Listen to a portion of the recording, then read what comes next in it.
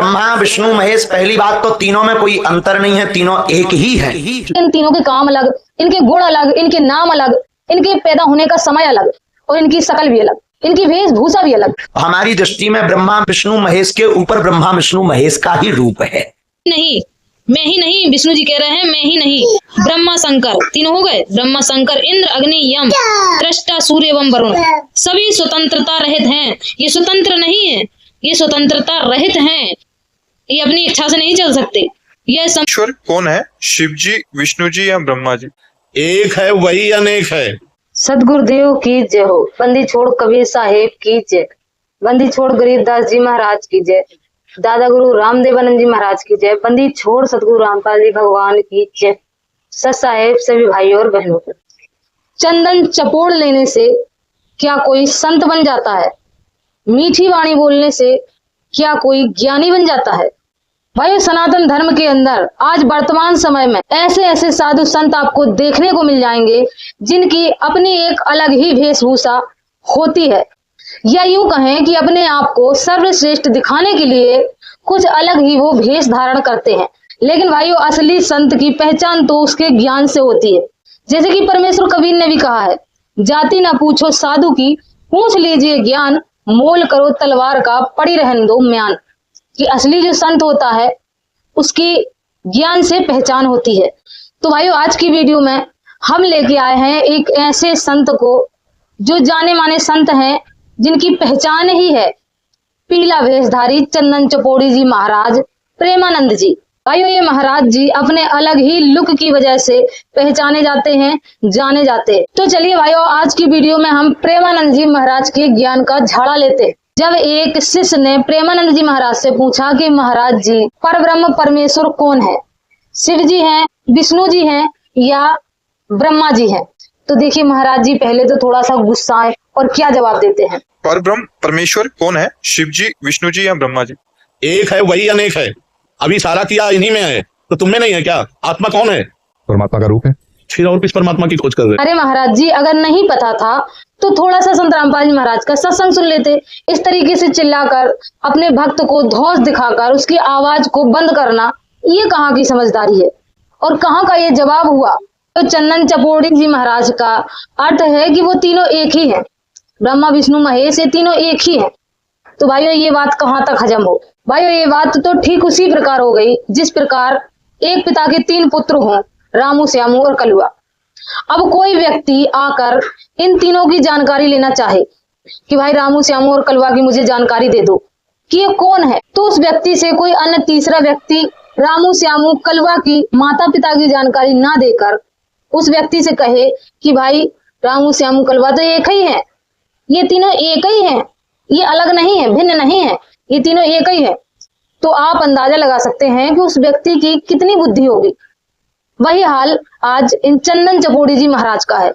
ब्रह्मा विष्णु महेश ये तीनों अलग अलग हैं और इन तीनों को ये एक बता रहे हैं। अब ब्रह्मा जी जिनका काम है सृष्टि उत्पन्न करवाना, लोगों के अंदर जबरदस्ती काम वासना को उत्तेजित कर कर बच्चों को पैदा करवाना, ये ब्रह्मा जी का काम है। दूसरे हैं सतगुण युक्त विष्णु जी। अब विष्णु जी का काम है पालन करना और आपस में मोह ममता बनाए रखना, और शंकर जी का काम है संहार कर देना, ये तमोगुणी है, इनका काम है संहार करना। तो भाई ये तीनों देवता अलग अलग हैं, तीनों गुण हैं, सतगुण रजगुण और तमगुण, ये तीनों गुण हैं, ये तीनों देवता अलग अलग हैं, 3 भाई हैं। अब ये व्यक्ति तीनों भाइयों को कह रहा कि ये तीनों एक ही हैं। विष्णु महेश, पहली बात तो तीनों में कोई अंतर नहीं है, तीनों एक ही है। विष्णु महेश, पहली बात तो तीनों में कोई अंतर नहीं है, तीनों एक ही है। तो भाई इसके इन तीनों के काम अलग, इनके गुण अलग, इनके नाम अलग, इनके पैदा होने का समय अलग और इनकी शकल भी अलग, इनकी वेशभूषा भी अलग, और ये व्यक्ति कह रहा है कि तीनों एक ही हैं। तो भाई इन चंदन चपोड़ी जी महाराज को कितना ज्ञान है वो आप स्वयं समझ रहे होंगे। भाइयों हमारे पुराणों के अंदर इन तीनों देवताओं की जानकारी भरी पड़ी है, इनके कार्यों से लेकर, इनके जन्म से लेकर, इनकी मृत्यु से लेकर। इन चंदन चपोड़ी जी महाराज ने शास्त्रों को कभी पढ़ा ही नहीं, पुराणों को कभी छुआ ही नहीं, तो ये कहां से इनकी वास्तविक सच्चाई बता पाएंगे? ये ब्रह्मा विष्णु महेश का ही ज्ञान नहीं रखते, तो ये ब्रह्म परमेश्वर की जानकारी रखना तो उनके लिए बहुत दूर की बात हो जाती है। अगर कोई भी चंदन चपोड़ी जी महाराज का शिष्य हो, जो वीडियो देख रहा हो, मिर्ची लग रही हो, तो भाई मैं उससे कहना चाहती हूँ कि अगर प्रेमानंद जी महाराज किसी शास्त्र से ये बात सिद्ध कर दें कि ये तीनों एक ही है, तब भाइयों आप इनकी बात मानना। ब्रह्मा विष्णु महेश प्राय मूलतः किसी संत से आपने सुना होगा कि उसके ऊपर भी एक निरंजन ऐसा कुछ आपने कहा जी। ब्रह्मा विष्णु महेश, पहली बात तो तीनों में कोई अंतर नहीं है, तीनों एक ही है। हमारी दृष्टि में ब्रह्मा विष्णु महेश के ऊपर ब्रह्मा विष्णु महेश का ही रूप है। संक्षिप्त श्रीमद् देवी भागवत सचित्र मोटा टाइप केवल हिंदी, और ये गीता प्रेस गोरखपुर से छपा हुआ है। भाइयों हम इसी पुराण से सिद्ध करेंगे कि ब्रह्मा विष्णु और महेश ये तीनों अलग अलग देवता हैं, एक नहीं है। एक है वही अनेक है, और इनका जन्म मृत्यु भी होता है। और जैसा कि चंदन चपोड़ी जी महाराज ने कहा कि तीनों एक ही हैं, और हमारे दूसरे गपोड़ी जी महाराज जो कि धीरेन्द्र कृष्ण शास्त्री है, जिन्होंने कहा ब्रह्मा विष्णु महेश से ऊपर कोई शक्ति नहीं है, ब्रह्मा विष्णु ही महेश ही सबसे बड़ी शक्ति है, इनसे ऊपर कोई शक्ति नहीं है। तो हम इसी ग्रंथ से ये भी सिद्ध करके दिखाएंगे कि ब्रह्मा विष्णु महेश के ऊपर भी और शक्तियां हैं, जो कि आपको नॉलेज में नहीं है, आपको उनका ज्ञान नहीं है, क्योंकि आपने पुराणों को कभी पढ़ा नहीं, पुराणों को कभी खोला नहीं, इसलिए आप इस तरीके की बातें करते हैं। चलिए देखते हैं। तीसरा स्कंद है, और यहाँ पर ये विष्णु जी बोल रहे हैं। पहले आपको दिखा दें कि ये स्वयं विष्णु जी बोल रहे हैं। श्री विष्णु जी बोले, विष्णु जी ने कहा तुम शुद्ध स्वरूपा हो, यह सारा संसार तुमसे ही उद्भासित हो रहा है। मैं ब्रह्मा और शंकर, अर्थात मैं का अर्थ विष्णु, ब्रह्मा और शंकर, हम सभी तुम्हारी कृपा से विद्यमान हैं। तुम्हारी कृपा से हम सभी हैं। यहाँ से ये सिद्ध हो गया कि ब्रह्मा विष्णु महेश से ऊपर देवी है। हमारा आविर्भाव अर्थात जन्म और तिरोभाव हुआ करता है। तिरोभाव का अर्थ होता है मृत्यु। तुम ही नित्य हो, जगत जननी हो, प्रकृति सनातनी देवी हो। विष्णु जी कह रहे हैं कि हम ब्रह्मा और शंकर जी का जन्म और मृत्यु हुआ करता है। भगवान शंकर बोले, देवी यदि महाभाग विष्णु तुमसे प्रकट हुए हैं तो उनके बाद उत्पन्न होने वाले ब्रह्मा भी तुम्हारे भी बालक हैं हुए। फिर मैं तमोगुणी लीला करने वाला शंकर क्या तुम्हारी संतान नहीं हुआ? अर्थात मुझे भी उत्पन्न करने वाली तुम ही हो शिवे। अब यहाँ से ये सिद्ध हुआ कि ब्रह्मा विष्णु और शिव जी ये तीनों भाई हैं। एक देवी जगत जननी प्रकृति देवी दुर्गा की 3 संतानें हैं, 3 पुत्र हैं अलग अलग, और इनसे ऊपर इनकी माता है देवी दुर्गा। अब देखिए इसी ग्रंथ से, जैसा कि गपोड़ी चंद जी महाराज ने कहा था कि इनके ऊपर कोई शक्ति नहीं है, ब्रह्मा विष्णु महेश के ऊपर ब्रह्मा विष्णु ही महेश ही एक शक्ति है। हमारी दृष्टि में ब्रह्मा विष्णु महेश के ऊपर ब्रह्मा विष्णु महेश का ही रूप है। तो भाइयों इसी में हम ये भी आपको दिखाते हैं कि ब्रह्मा विष्णु महेश के ऊपर कौन सी शक्ति है और किसके अधीन रहते हैं, किसकी आज्ञा मान के ये काम करते हैं। अब नीचे देखिए शंकर जी कह रहे हैं, इस संसार की सृष्टि स्थिति और संहार में तुम्हारे गुण सदा समर्थ है। इन तीनों गुणों से उत्पन्न हम ब्रह्मा विष्णु एवं शंकर। अब ये तीनों गुणों से उत्पन्न है ब्रह्मा जी, विष्णु जी और शंकर जी, नियम अनुसार कार्य में तत्पर रहते हैं। अब यहाँ से ये भी सिद्ध हुआ कि देवी जी के ये तीनों गुण हैं और देवी जी की आज्ञा से ही ये कार्य में तत्पर रहते हैं, देवी की आज्ञा मान के ये सारे कार्य करते हैं। चलिए ये भी आगे आपको दिखाते हैं सिद्ध करके। ये वही संक्षिप्त श्रीमद् देवी भागवत गीता प्रेस गोरखपुर से प्रकाशित। अब इसी से हम देखेंगे कि ब्रह्मा विष्णु महेश किसकी आज्ञा में चलते हैं, इनके ऊपर कौन सी शक्ति है। चौथा स्कंद है, 266 पेज नंबर। यहाँ पर स्वयं विष्णु जी बोल रहे हैं। भगवान विष्णु बोले, इस विषय में मैं बिल्कुल परतंत्र हूँ। परतंत्र मतलब मैं बिल्कुल अधीन हूँ। मैं ही नहीं, ब्रह्मा शंकर इंद्र अग्नि यम त्रष्टा सूर्य वरुण सभी स्वतंत्रता रहित हैं।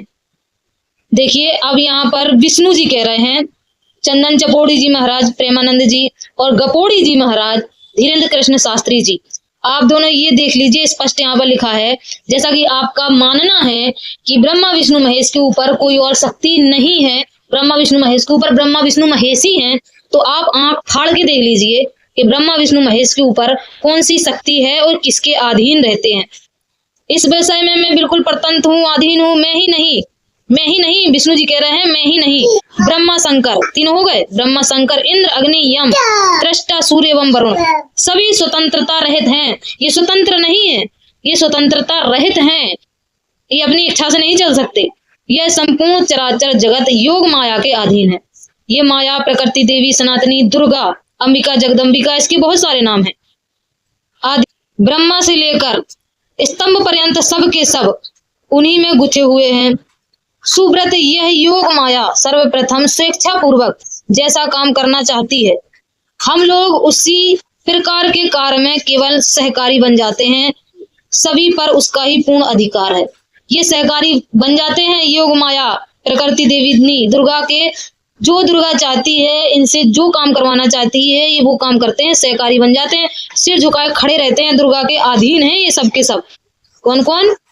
ब्रह्मा शंकर और ये विष्णु बोल रहे हैं, ये तीनों, और ये अन्य देवी देवता।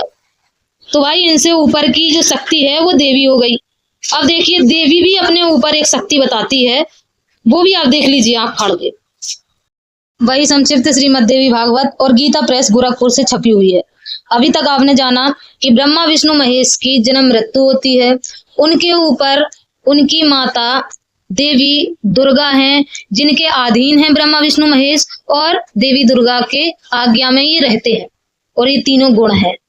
अब आप देखिए कि देवी दुर्गा से ऊपर भी कोई शक्ति है जिसको स्वयं देवी दुर्गा बता रही हैं। 7वां स्कंद, देवी द्वारा हिमालय को ज्ञान उपदेश, ब्रह्म स्वरूप का वर्णन।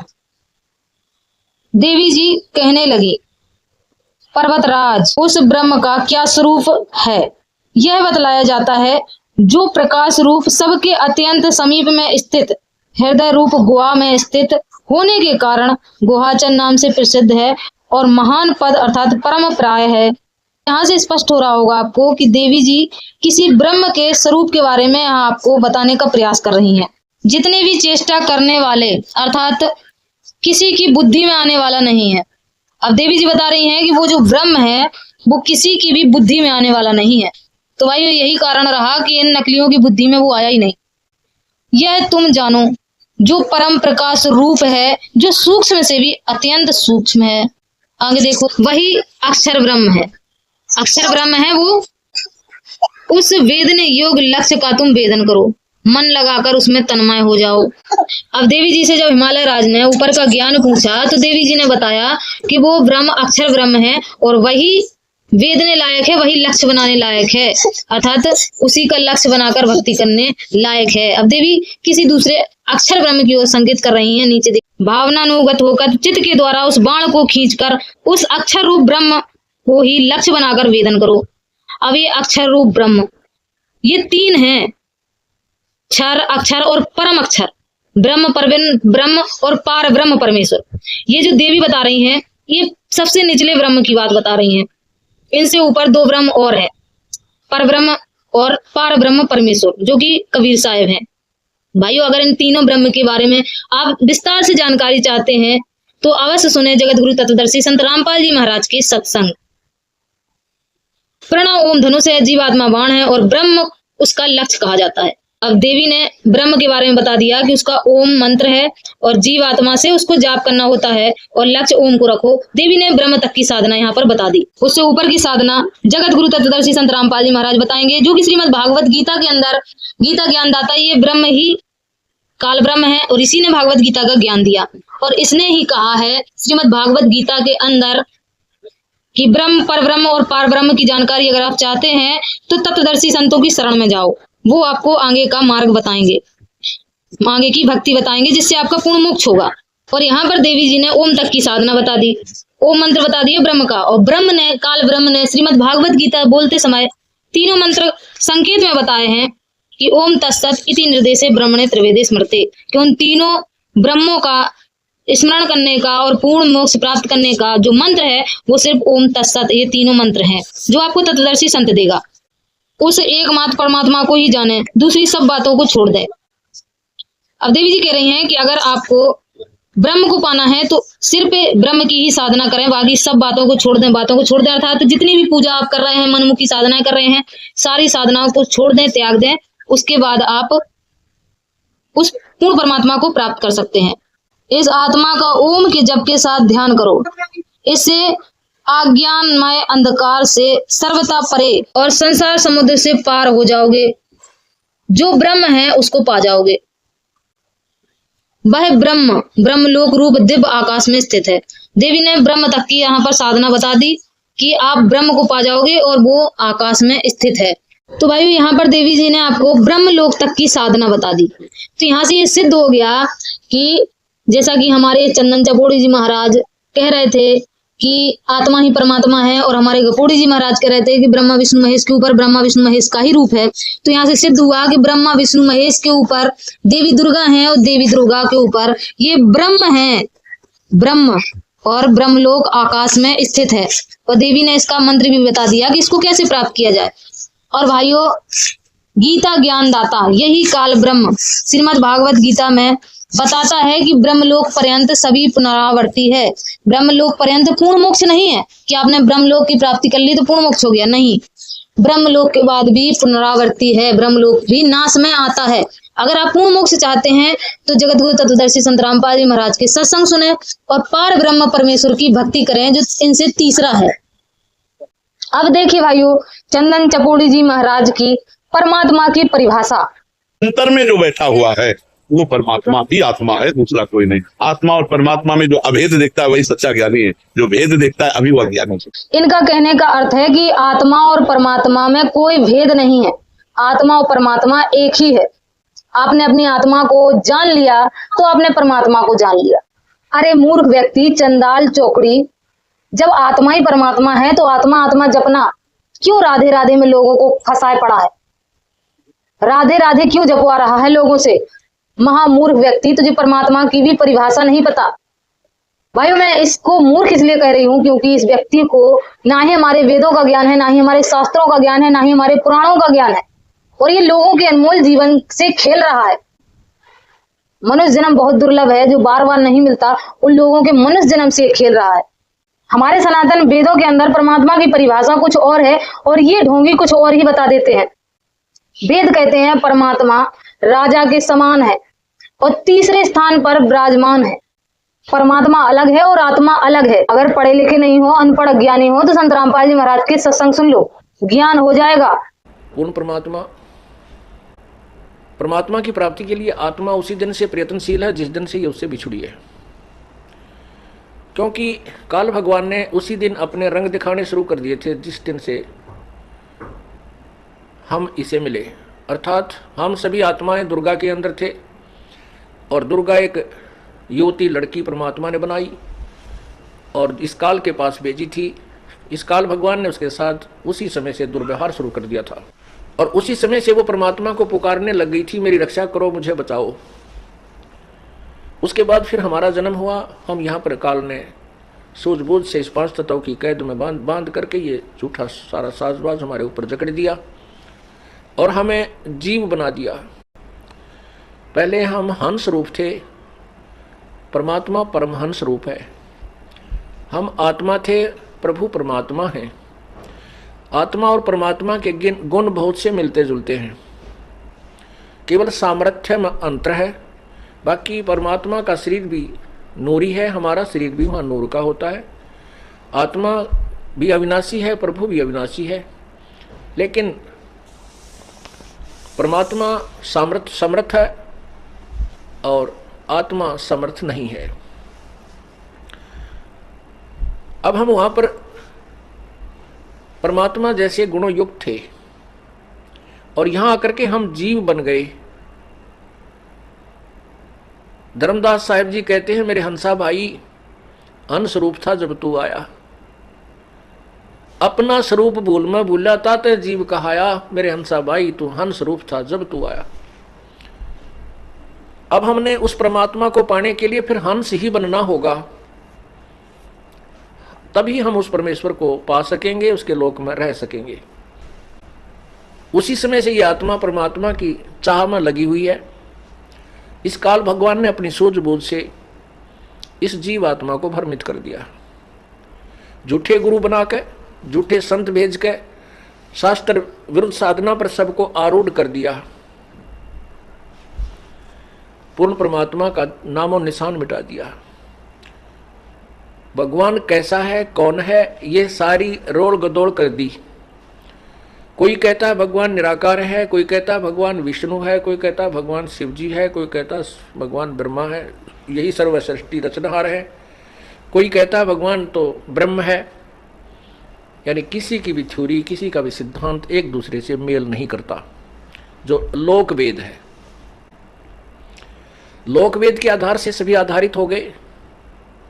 न तो पवित्र हिंदू धर्म के अनुयायियों को अपने पवित्र सदग्रंथों के विषय में जानकारी,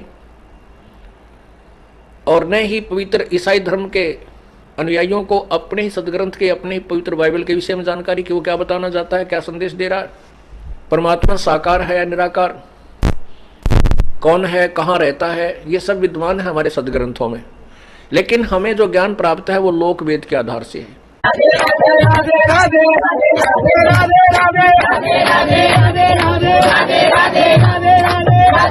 भाई वही व्यक्ति राधा राधा नाम जपवाता है, और राधा नाम ना ही हमारे वेदों के अंदर है, ना ही हमारे शास्त्रों के अंदर है, और ना ही राधा नाम से कोई मुक्ति संभव है।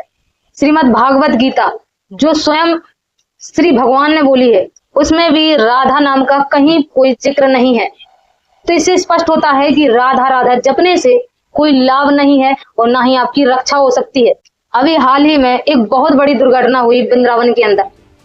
भाइयों, राधा राधा जपते जपते एक नाव पलटी और नाव में सवार बहुत से लोगों की मृत्यु हो गई। तो इससे भी सिद्ध हुआ और स्पष्ट प्रमाण आपके सामने है कि राधा राधा जपने से ना ही आपकी रक्षा होती है और ना ही आपको कोई सुख होता है और ना ही आपका मोक्ष हो सकता है, क्योंकि राधा नाम कोई मोक्ष मंत्र नहीं।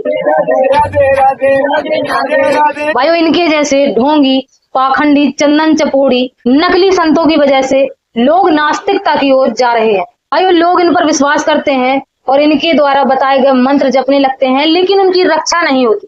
जब रक्षा नहीं होती तो वो भगवान से विश्वास हटा लेते हैं और नास्तिकता की ओर बढ़ जाते हैं। भाइयों, जबकि हमारे वेद कहते हैं कि परमात्मा पाप कर्म को भी काट सकता है, परमात्मा आपके भाग में लिखी हुई मृत्यु को भी टाल सकता है, परमात्मा आपको इस संसार के सारे सुख प्रदान कर सकता है, परमात्मा सतलोक ले जाने वाला है, परमात्मा आपको पूर्ण मोक्ष प्रदान करने वाला है। लेकिन भाइयों, इतना सब लाभ पाने के लिए आपको उन सही मोक्ष मंत्रों की जानकारी होनी चाहिए, पूर्ण सतगुरु से प्राप्त मंत्र होने चाहिए, तब आपको वो सारे लाभ प्राप्त होंगे। भाइयों, वो सर्व सुखदायक मंत्र, मोक्ष प्राप्ति के मंत्र, इस संसार में भी सुखी रहें और मरने के बाद मोक्ष की प्राप्ति कर सकें, ऐसे मंत्र पूर्ण सतगुरु से प्राप्त किए जाते हैं। और वर्तमान समय में वो पूर्ण सतगुरु, पूर्ण तत्वदर्शी संत, जगत गुरु तत्वदर्शी संत रामपाल जी महाराज हैं, जो सारी जानकारी प्रदान कर रहे हैं कि वो पूर्ण परमात्मा कौन है, जिसकी भक्ति करने के बाद आपको वो सारे लाभ प्राप्त होंगे जो परमात्मा की परिभाषा में वर्णित है, हमारे वेदों के अंदर वर्णित है। तो भाइयों, वो पूर्ण परमात्मा, पूर्ण ब्रह्म कबीर साहब है, जिस परमात्मा की जानकारी हमारे वेद देते हैं कि वो परमात्मा कबीर देव है और तीसरे स्थान पर वो विराजमान है ऊपर। तो भाइयों, परमेश्वर कबीर की वाणी से ही देख लेते हैं कि परमात्मा की पहचान क्या है। अवधू अविगत से चला आया, मेरा कोई भेद मरम ना पाया, ना मेरा जन्म न गर्भ बसेरा, बालक हो दिखलाया, काशी नगर जल कमल पर डेरा, तहां जुलाहे न पाया। परमात्मा कह रहे हैं कि ना मेरा जन्म हुआ और ना ही मैं गर्भ में आया, ना ही मेरा गर्भ में बसेरा हुआ, फिर भी मैं बालक बन के आ गया। काशी नगर जल कमल पर डेरा, तहां जुलाहे न पाया। परमात्मा जब इस संसार में आते हैं तो सशरीर आते हैं और कमल के फूल पर शिशु रूप धारण करके वो इस संसार में आते हैं और निसंतान दंपत्ति को प्राप्त होते हैं। तो वही परमात्मा कह रहे हैं, काशी नगर जल कमल के पर डेरा, तहां जुलाहे ने पाया। नीरू नीवा नाम के जुलाहे ने परमात्मा कबीर को पाया। मात पिता मेरे कछु नाही, ना मेरे घर दासी।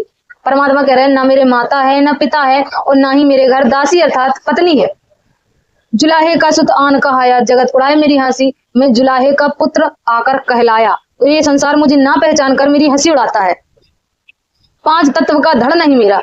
परमात्मा कह रहे हैं मेरे पांच तत्व का शरीर नहीं है। जिस तरीके से हमारा और आपका शरीर है, परमात्मा कह रहे हैं इस तरीके का मेरा शरीर नहीं है। जानू ज्ञान अपारा, मैं अपार ज्ञान जानता हूँ, क्योंकि वही सारी सृष्टि के रचनहार है, तो सारा ज्ञान उन्हीं का है। सत्य स्वरूपी नाम साहिब का, सो है नाम हमारा। परमात्मा अधर दीप सतलोक गगन गुफा में, तहा निज वस्तु सारा, तेरा ज्योत स्वरूपी अलख निरंजन धरता ध्यान हमारा। परमात्मा कह रहे हैं यहाँ का जो ज्योत स्वरूपी अलख निरंजन है, जो काल ब्रह्म है, वो भी मेरा ध्यान धरता है। हाड़ चाम लहू न मेरे, जाने सतनाम उपासी, तारण तरण अभय पददाता, मैं हूँ कबीर अविनाशी।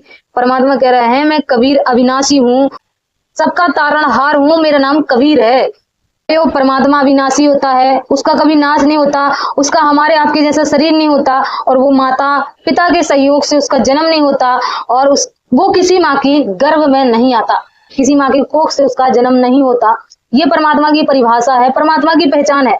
तो ये सारी लीलाएं जो की थी, ना ही शंकर जी ने की, ना ही श्री रामचंद्र ने की, और ना ही किसी देवी देवता ने की।